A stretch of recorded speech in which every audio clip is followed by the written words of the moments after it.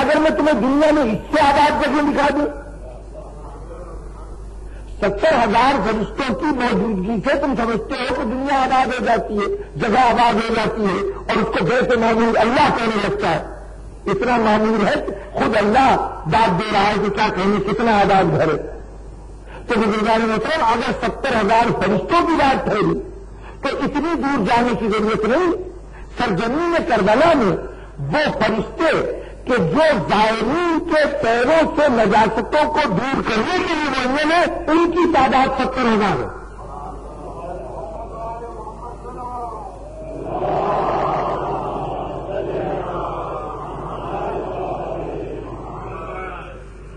آپ نے اپنے عقیدے کی بات بتائی، ہم بھی اپنے عقیدے کی بات کر رہے ہیں، اس میں بہت بحث کی کوئی ضرورت نہیں ہے.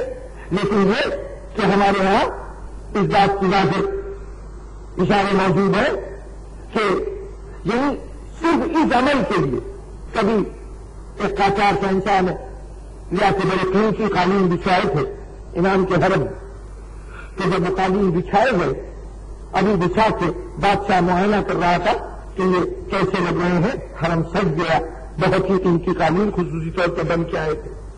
اتنے میں بدبوؤں کا گروہ زائرین کا ننگے پیر کہیں کیچڑ پانی سے ہوتا ہوا یا مختلف جگہوں سے یا حسین کرتا ہوا بے ساختہ اندر گھستے لگا حرم میں.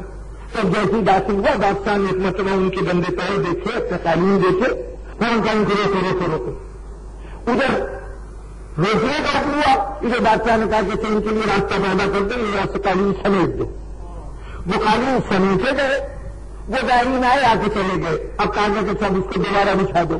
اب جو بچھانے کی کوشش کی جاتی تھی تو وہ ایک طرف سے کھولا جاتا تھا، دوسری طرف سے وہ سمٹتا جاتا تھا. اس پہ بڑی دیر تک جب کوششیں تمام ناتمام ہو گئی تو پھر اب سمجھ میں آیا کہ اس میں کوئی کوتاہی ایسی ہو گئی ہے کہ جو صاحب مدار کے لیے ناگوار گزری ہے. تو پھر ایک خادم نے جو خدام وہاں تھے ان میں سے کسی نے خواب میں دیکھا اور جا کے پیغام بادشاہ کو سنایا کہ امام نے فرمایا کہ تم کیا سمجھتے ہو، تمہارے ان قالینوں کی قدر قیمت میری نگاہ میں کیا ہے؟ میں نے یہ جو میری زیارت کے لیے آتا ہے وہ ان قالینوں سے 1000 درجے زیادہ قیمتی ہے. اور ویسے یہ خیال کہ ان کے پیر نجس ہوتے ہیں تو اللہ نے 70,000 فرشتے اس بات کے لیے متعین کیے ہیں کہ جو جہاں آ رہا ہے اس کی نجاستوں کو دور کرتا جائے، اس کے جذبے کو دیکھا جاتا ہے، اس کے جسم کی ظاہری حالت کو نہیں دیکھا جاتا میرے دربار میں. اور پھر بہت سی احادیث ہیں کہ 70,000 فرشتے موجود ہیں کہ جو روزانہ امام حسین علیہ السلام کی تعزیت کے لیے قبر پہ آتے ہیں، یہاں آ کے گریا کرتے ہیں اور اس کے بعد جاتے ہیں. جو قافلہ پہلا آیا تھا ابھی تک اس کے دوبارہ پلٹ کے آنے کی باری نہیں آئی. یہ دوست کا عمل ہے اور متعدد احادیث موجود ہیں اس سلسلے میں. تو جہاں ان کے 70,000 نمازیوں کو دیکھ کر سمجھنے لگے کہ بیت معمور یہ ہے، ہم کربلا کو دیکھ کے کہتے ہیں کہ اگر تعداد میں بیت معمور ہے تو اس سے بڑا تو بیت معمور یہ ہے. تو بزرگان گرامی تھوڑی سی فلسفے کی بات ہے. اگر 2-4 جملوں میں پہنچ جائے تو میں بھی زحمت سے نجات پا جاؤں. اس دنیا میں آپ میں فرشتے یہ سب کیا ہے؟ کہا جاتا ہے اسے مجاز ہے، حقیقت سے اللہ کی ذات ہے. بس وہ ہے، اس کا وجود ہے، اس کا ایک ارادہ ہے جو ہمارے جسموں کی شکل میں نظر آ رہا ہے. جس دن وہ اپنے ارادے کو واپس لے لے اس دن ہمارا وجود ختم. تو کائنات نے کہا کہ جو فلسفی تھے مفکرین تھے انہوں نے کہا کہ ساری کائنات وہم ہے، ایک خیال ہے. ہر دنیا تمام حلقے دانے خیال ہے. یہ محض خیال کا تسلسل ہے. خیال کس کا؟ اس خالق حقیقی کا کہ اس نے آپ کو سوچا اس لیے آپ ہیں. جس وقت اس کی سوچ یہ ہو جائے کہ یہ نہیں ہے تو آپ ختم.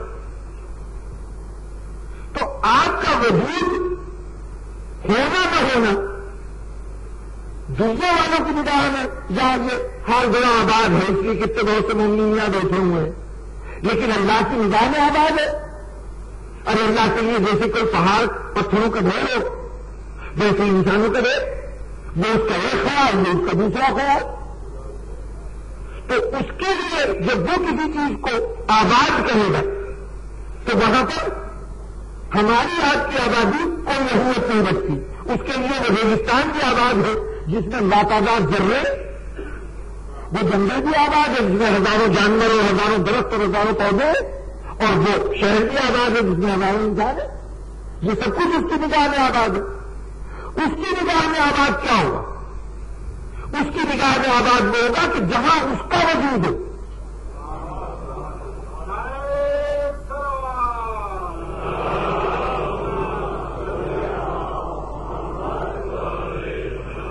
جہاں مجاز نہ ہو، حقیقت ہی حقیقت ہو، وہ ہوگی جگہ آباد. باقی سب ویرانہ ہو. جہاں محض مجاز ہے حقیقت نہیں، وہ ویرانہ ہے. آباد وہ ہے کہ جہاں محض حقیقت ہو. تو بزرگان محترم، اگر آباد کا مطلب ہے حقیقت الہی کا بھرپور طور پر ہونا، نور الہی کا مکمل طور پر سمایا ہوا ہونا، تو پھر ایسی جگہ بیت معمور پر ڈھونڈنے کی کیا ضرورت ہے؟ ارے کیا وہ دل جس کے اوپر قرآن نازل ہوا ہے اس میں اللہ کی حقیقت کے علاوہ بھی کوئی خیال تھا؟ یہ بیت معمور کوئی ایک دائرے کا بنا ہوا کسی خاص جگہ کا مکان نہیں ہے. یہ بیت معمور وہ دل ہے جس کو اللہ نے نزول قرآن کے لیے منتخب کیا.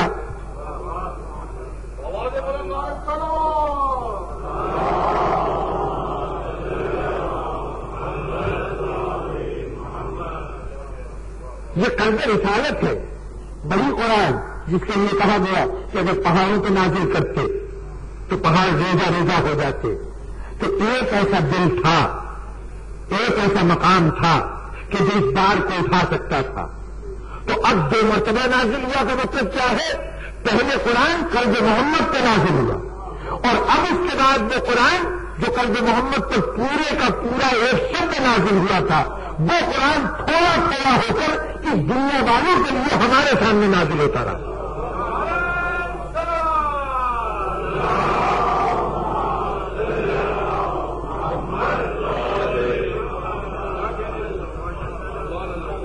اور اب جو میں نے جمعے کی مجلس میں اشارہ کیا تھا، آج اسی بات کی میں نے تشریح کی ہے کہ اب یہ نہ سمجھیے کہ رسول جو کوئی زبان سے کہتے ہیں قرآن کے سلسلے میں اگر ٹھہر ٹھہر کے سناتے ہیں، رک رک کے سناتے ہیں، تو یہ سمجھیے کہ انتظار کرتے ہیں کہ کوئی آ کے انہیں بتائے کہ تمہیں کیا سنانا ہے.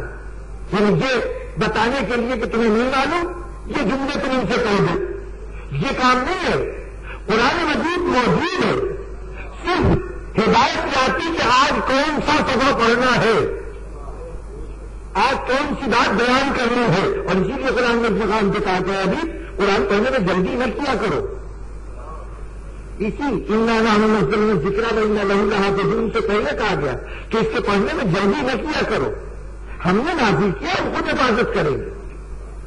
یعنی تمہیں یہ فکر ہے کہ یہ جو کچھ ہمارے سینے میں ہے کہیں لوگوں تک پہنچنے سے رہ جائے تو پرواہ نہ کرو. جو کچھ ہم نے نازل کیا ہمیں خود معلوم ہے کہ کس آیت کو کس وقت نازل کرنا ہے. تم پرواہ نہ کرو. جب حکم میں جتنا کہیں پہنچا دینا. اس کو محفوظ رکھنا ہماری ذمہ داری. ہم حفاظت کریں گے. تم حفاظت کے خیال سے یہ سوچ رہے ہو کہ میں اسے جتنی جلدی ہو سکے ان تک منتقل کر دیں تو اس کی پرواہ تم نہ کرو. تو یہ قلب رسول تھا جس پر قرآن مجید 2 مرتبہ نازل ہوا. پہلے شب قدر میں، لیلۃ المبارکہ میں، ماہ رمضان میں، اور پھر دوسری مرتبہ وہ نزول ہے کہ جو تھوڑا تھوڑا کر کے ہمارے سامنے ہوتا چلا جا رہا ہے، جو رسول کی طرف رسول کو حکماتا تھا کہ اتنا حصہ سنا دو. اب سوال یہ کہ 2 مرتبہ نازل کرنے کی ضرورت کیا؟ تو پہلا جواب تو نہیں ہے کہ خود قرآن مجید کا یہ ارشاد کہ اگر ہم پہاڑوں کو نازل کرتے تو پہاڑ ریزہ ریزہ ہو جاتے. قرآن مجید کی برداشت ہی نہیں تھی دنیا میں کسی جگہ کہ جہاں قرآن نازل کیا جا سکتا. قلب رسول واحد جگہ تھی کہ جہاں قرآن کو اسٹور کیا جا سکتا ہے. اس قرآن کو کسی جگہ تو رکھنا ہے. تو صرف ایک جگہ ہے کہ جہاں اسے محفوظ کیا جا سکتا ہے، اور بات اتنی سی نہیں ہے، بات بنیادی یہ ہے کیوں 2 مرتبہ نازل ہوا؟ اس لیے 2 مرتبہ نازل ہوا کہ جب کوئی کسی کے سپرد ایک عظیم مہم کرتا ہے، کوئی عظیم کام سر انجام دینے کے لیے کہتا ہے، تو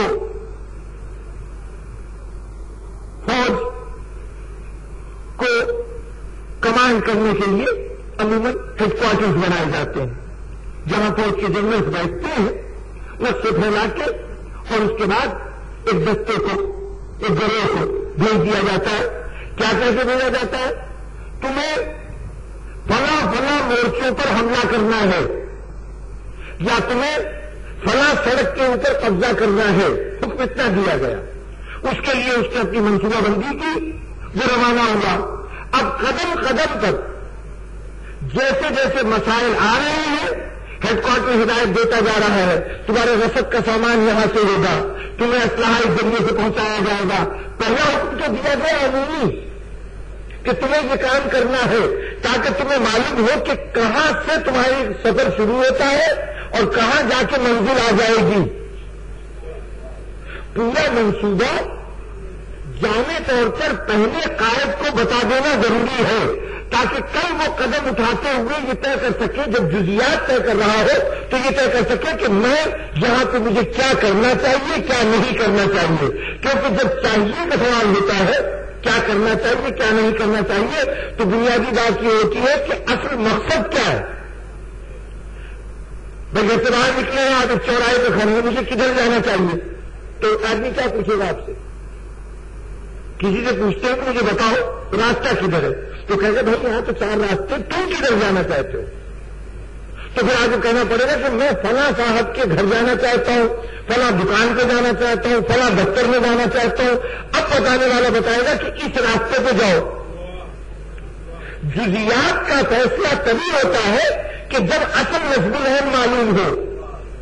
تو پہلے ضرورت یہ ہے کہ رسول کے ذمے اس پوری کائنات کے اصلاح کا فریضہ سونپا جا رہا ہے، تو پہلے خلاصہ مقاصد وہ رسول تک پہنچا دیا جائے، اور اب اس کے بعد اس کی تفصیلات گاہے گاہے طے کی جاتی رہے کہ اب یہ کرو، اب یہ کرو، اب یہ کرو۔ روز کا کام بعد میں بتایا جائے گا، پہلے پوری زندگی کا کام بتا دیا جائے۔ تو جو پہلی پوری زندگی کا کام ہے اس کے بتانے کا نام ہے قرآن کا پہلا نزول، اور جزیات بتانے کا نام ہے قرآن کا دوسرا نزول۔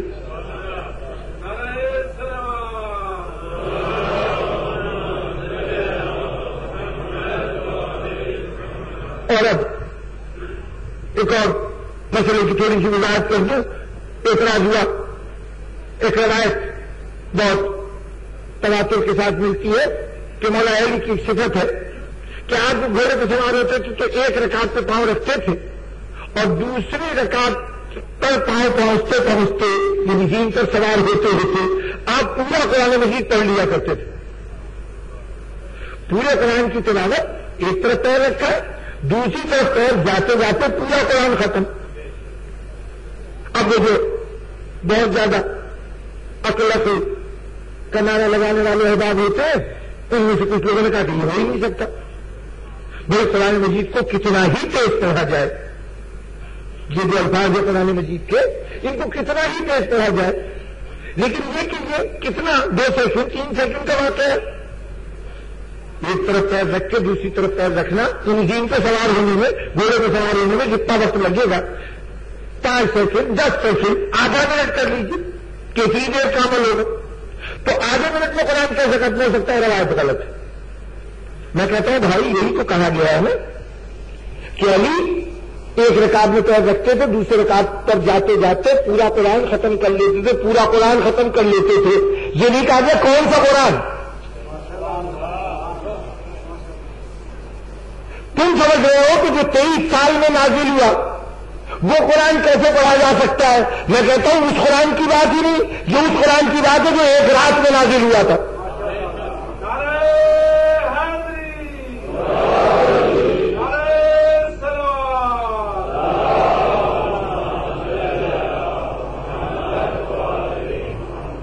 جو ایک لمحے میں نازل ہوا وہ ایک لمحے میں پڑھا بھی جا سکتا ہے۔